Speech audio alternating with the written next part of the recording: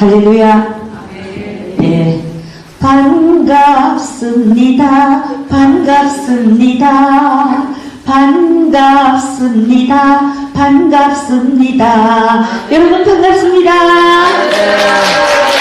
네. 제가 북한 원본입니다. 네.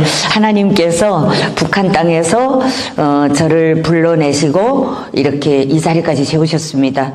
그런데 북한을 떠날 때 또 중국 광야에서 대한민국에 와서 또 자본주의 한 5년 동안 광야를 통과할 때까지는 왜 해서 내가 여기까지 이렇게 힘들게 왔을까 몰랐습니다. 그런데 이제는 하나님 안에서 사명자의 길을 걸어가면서 또 김록이 목사님을 만나면서 그 깊은 하나님의 계획과 뜻을 발견했고 이제는 하나님 안에서 이렇게 사명자의 길을 걸어가면서 오늘은 실천사역 우리 연구원 목사님들 앞에까지 하나님께서 저를 세워주셨다고 생각을 했습니다. 그래서 여러분이 너무 소중하고 또 여러분들이 오늘 이 자리가 얼마나 귀중하고 소중하고 정말 여러분들이 축복받았는지를 오늘 저의 짧은 간증을 통해서 여러분들이 크신 은혜 받으실 줄로 믿습니다. 할렐루야. 네. 저는 목사님을 만난 지 2015년도에 만났습니다. 근데 만날 때마다 제가 쫄아듭니다. 너무 제가 작아지는 거예요. 목사님께서 막 선포하시는 말씀의 메시지와 목사님이 이 제스처와 모든 것이 막 능력이 막 쏟아져 나가는 것 같고 불이 쏟아져 나가는 것 같고 그래서 제가 너무 좀 쫄아들어가지고 집에 가서 하나님께 기도했습니다. 하나님, 저는 왜 목사님 설교만 듣고 나면 막 힘이 솟고 막 힐링이 되고 막 에너지가 팍팍 이리다가도 가만히 생각해보면 막 쫄아드는 거예요. 그래서 목사님한테 한번 얘기했습니다. 목사님, 저 목사님 너무 정말 은혜 받고 갑니다. 근데 목사님 만났다가 나면 작아집니다. 그대 앞에만 서면 나는 왜 작아지는가? 뭐 이런 노래 있더라고요. 작아지더라고요. 그래서 제가 하나님께 기도하다가 하나님이 음성을 들었어요. 너는 간증자로 불러냈지만 김록이 목사는 나의 증인으로 메시지를 선포하는 선생으로 세웠다는 거예요. 그러니까 선생과 간증자의 차이가 좀 너무 다르더라고요. 그런데 이자 간증하신 목사님, 정말 목사님께 교육받은 학생이 제자다 보니까 저분도 또 이제는 얼마나 커 보이는지 나는 모르겠습니다.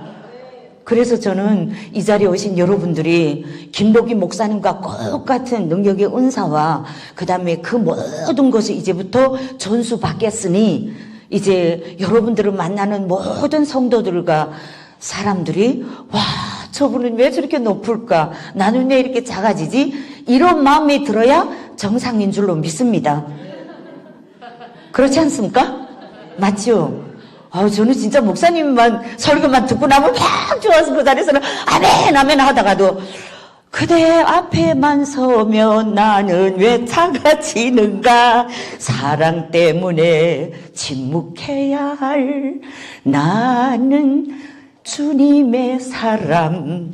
이렇게 우리는 하나님 안에서 정말로 하나님께서 세우신 선생님과 또 제자로서의 본분을 우리가 마땅히 우리가 수행해야 할 그런 역사적인 사명을 가지고 이 땅에 나왔고 하나님의 부르심을 받았다 하는 것을 생각하고 여러분들이 이번 실천사역연구원 정말 이 교육은 정말 하나님께서 나를 높이 높이 들어 스승으로 세워주시려고 나를 부르셨구나.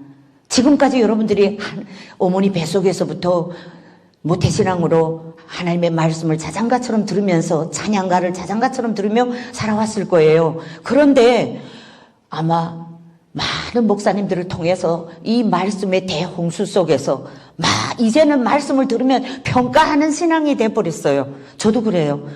저 목사님 말씀에 맥이 없다. 파워가 없다. 막 이제는 막 이렇게 평가를 하기 시작해요.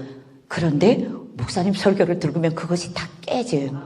그래서 하나님께서는 많은 목사들을 세웠지만 그 속에서 정말 영적인 능력과 파워를 또 하나님께서 또 심어주는 분이 따로 있다는 것을 저는 깨달았습니다. 그 파워를 공급해 주시려고 하나님께서 그 수천 수만 교회 속에서 여러분들을 한 사람 한 사람 불러내가지고 김록기 목사님, 이 인천 그레이스 힐링 바로 실천사역연구원으로 또 연구원 원장님 김록기 원장님 앞으로 이렇게 모여 놓으시고 이 귀한 시간을 하나님께서 지금 여러분들께 선포하시는 줄로 믿습니다. 네, 저는 북한에서 태어났어요. 북한에서 태어나서 어린 시절 자장가처럼 불렀던 노래가 우리의 아버지 김일성 원수님, 우리의 집은 당의 품, 우리는 모두 다 친형제, 세상에 부러움 없어라. 이 노래를 자장가로 부르며 자랐습니다. 그리고 어린 시절부터 유치원 교육을 받고 중학교에 올라가면서까지 계속 유치원 어린이 축전, 학생 축전이 바로 김일성을 찬양하는 노래와 무용과 악기로 김일성을 찬양하는 이런 공연단원으로 살았습니다. 그러다가 고등중학교 1년을 졸업을 앞두고 당에서 이렇게 사람들을 선발합니다. 그리고 1년 동안을 선생님한테다가 맡겨놓습니다. 그리고 이 사람이 정치, 경제, 문화 모든 교육 분야를 특별히 교육을 하고 이 사람을 잘 살피라고, 그리고 1년이 딱 지나니까 데려갑니다. 데려간 곳이 평양 호위사령부라는 곳으로 데려갔습니다.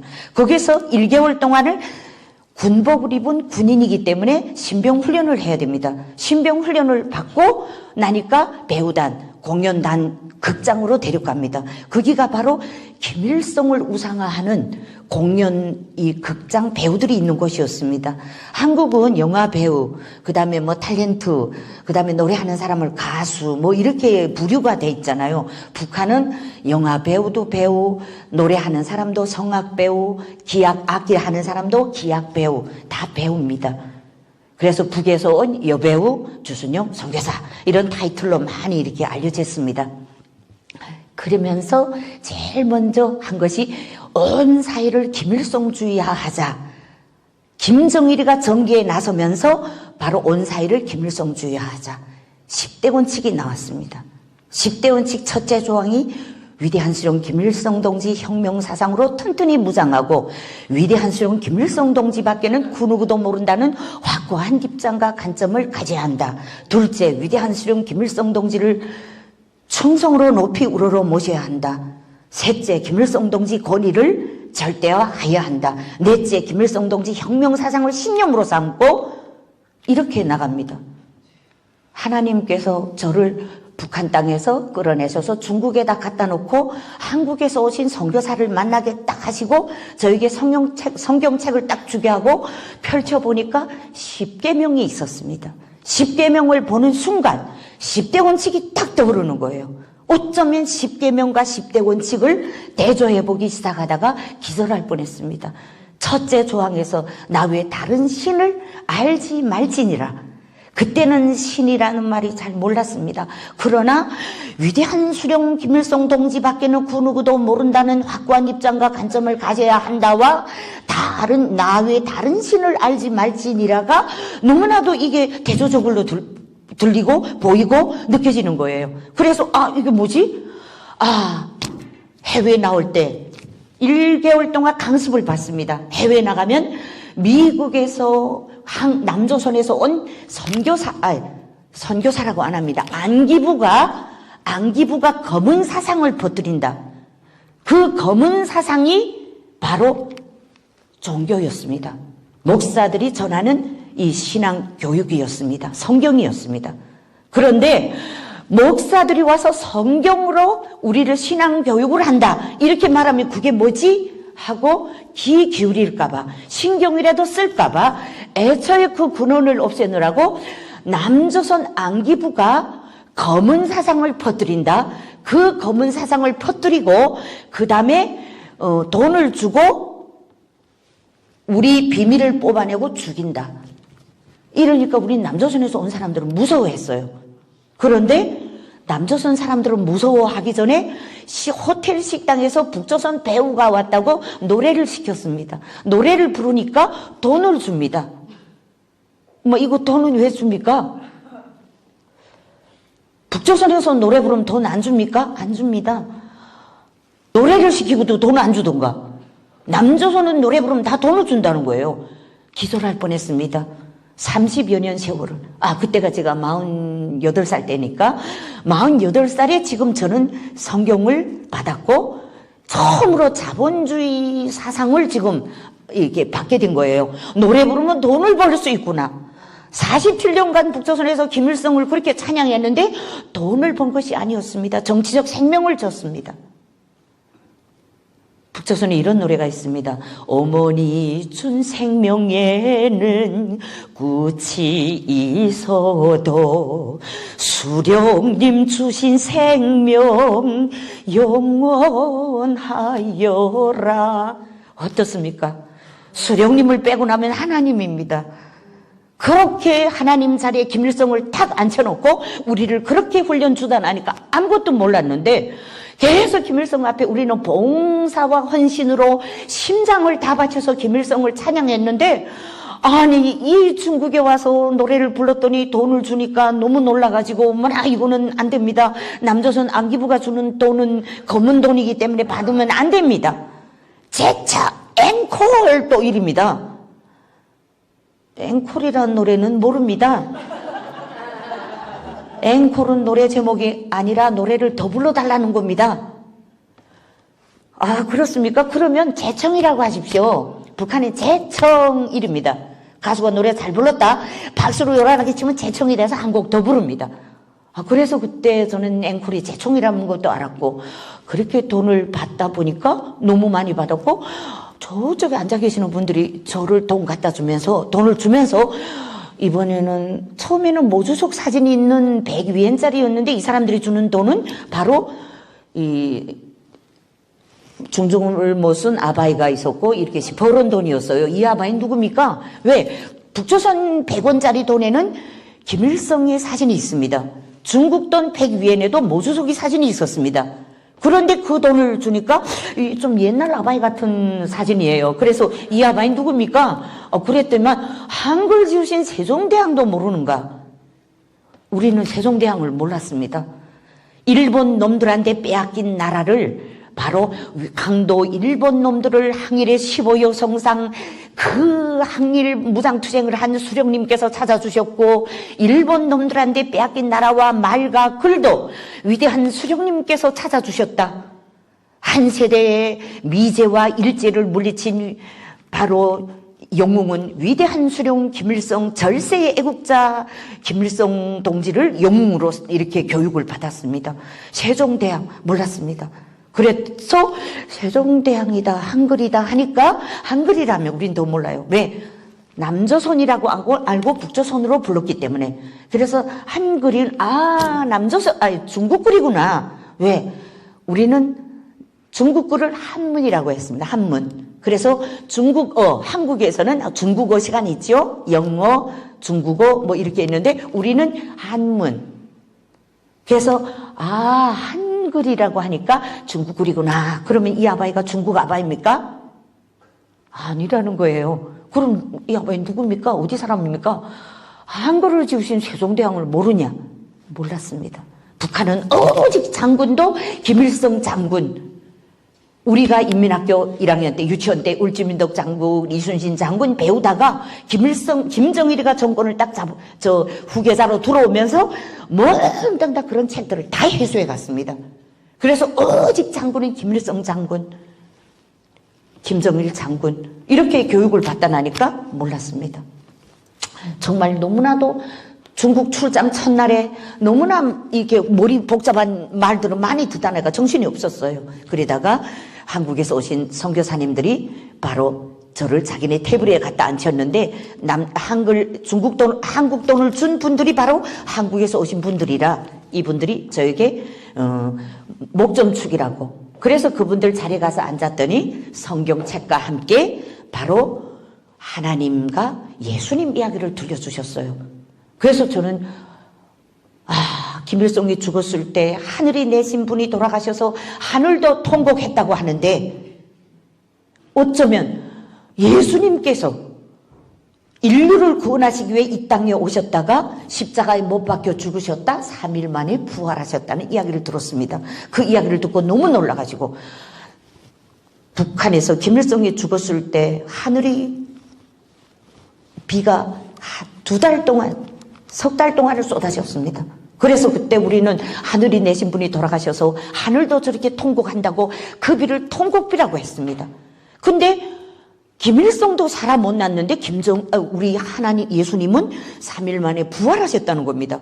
그래서 너무 놀라서, 아니 그러면 그 사람은 이렇게 이름도 못 들어본 사람이 그렇게 살아날 정도로 유명하면 왜 우리 몰랐을까? 그건 또 뭐지? 하다가 그때 저희 귀에 들려오는 말이 있었습니다. 그때 북한에서 쏟아졌다는 그 비는 통곡비가 아니라 7, 8월 장마비였다. 그때야 우리 인민들은 그 비를 다 통곡비라고 생각했거든요. 하늘도 통곡했다고 생각했는데, 그때야 비로소 맞다, 7, 8월이면 장마철인데 바로 7월 8일 날 부고가 선포되면서 그렇게 하늘에서 비가 쏟아졌던 그 비가 장마비라는 것을 그때야 깨달았습니다. 이것이 북한 사람들의 현실이었습니다. 하나님을 만나고 나니까 여러분, 북한에서 바로 1907년 미국 선교사들이 와서 그 북한 땅에 복음의 씨앗을 심기 시작한 토마스 선교사가 순교당한 대동강, 토마스 선교사가 그 불화살을 맞으면서 불 붙는 성경책을 안고 나와서 대동강에 던질 때, 그때 그 포솔들에게 칼에 맞아 쓰러지면서도, 피를 토하면서도 성경을 주면서 지저스. 근데 그때 어린 애들이 샤머너가 불탈 때 그 앞에 와서 보다가 지저스 하는 걸 보면서 저거 찢었어라는 줄 알고 그 책을 주워다가 이 여관방에다가 붙였답니다. 근데 그 여관방에 손님들이 와서 누워서 보니까 한문으로 쓴 영어인데, 그때 한문으로 아마 다 교육을 받아서 그런지 한문을 읽었던 것 같아요. 그때 그 글을 읽으면서 은혜를 받아가지고, 은혜 받은 그 여관방 주인이 그 집을 내놔가지고, 그 집이 바로 널다리골 교회, 그 다음에 후에 세워진 장대현 교회가 되었다는 것입니다.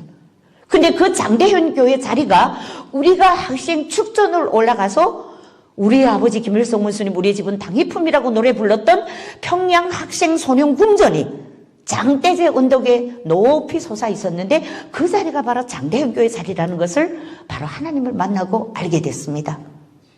1907년 평양 부흥운동이 일어나고 회개운동이 일어나고, 그때부터 성령운동이 일어나서 평양의 부흥의 대역사가 이루어진 그곳에서 6.25 동란 이후 하나님의 사람들이 그 핍박을 받다가 남한으로 흘러내려와서 남한 땅에 바로 영락교회, 충현교회, 하나님의 성전들을 세워간 그때로부터 평양에 내렸던 그 축복이 바로 대한민국으로 옮겨지기 시작했다는 것을 알게 되었습니다.